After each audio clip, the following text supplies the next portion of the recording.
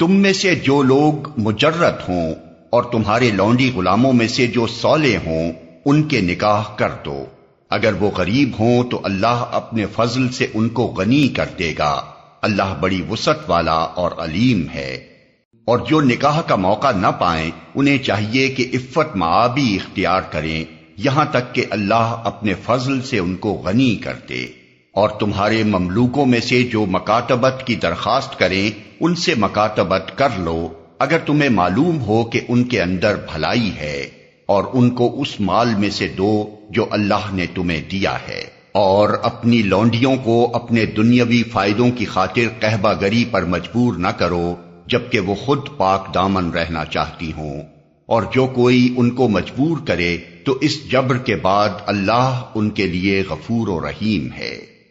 ہم نے صاف صاف ہدایت دینے والی آیات تمہارے پاس بھیج دی ہیں، اور ان قوموں کی عبرتناک مثالیں بھی ہم تمہارے سامنے پیش کر چکے ہیں جو تم سے پہلے ہو گزری ہیں، اور وہ نصیحتیں ہم نے کر دی ہیں جو ڈرنے والوں کے لیے ہوتی ہیں۔